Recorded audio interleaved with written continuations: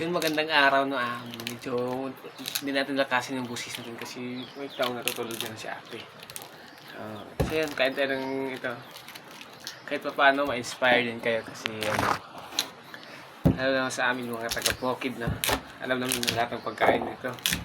Maliban lang sa mga sa lahat ng alam namin i-share. Sa totoo lang itong ginagawa ko ito para ma-inspire din kayo kahit pa paano yan. Yun. Ito nga pala yung kinain ko tulad ng pinakita ko sa inyo dati. Bisitahin nyo naman yung ano ko, yung Facebook page ko, pati yung YouTube channel ko, at saka yung TikTok. So yun.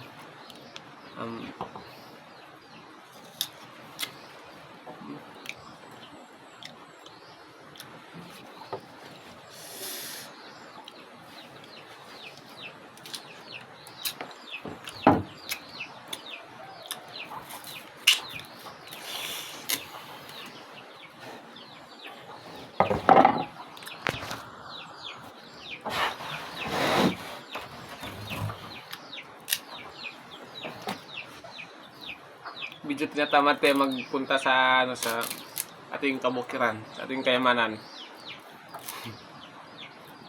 Kaya nga, dito lang tayo para masamaan na rin yung ate ko dyan natutulog dyan sa itaas.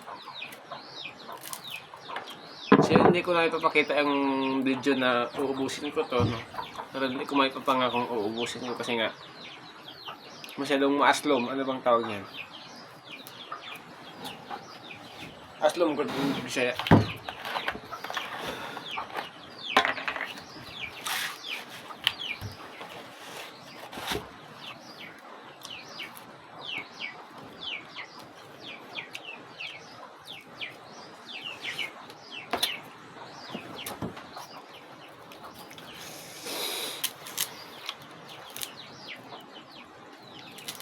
Hindi ko po ikinahihiya itong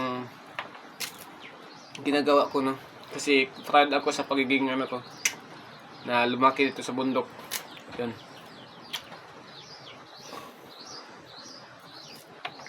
Sige, bye bye, God bless. Sana ma-inspire kayo and watch till the end.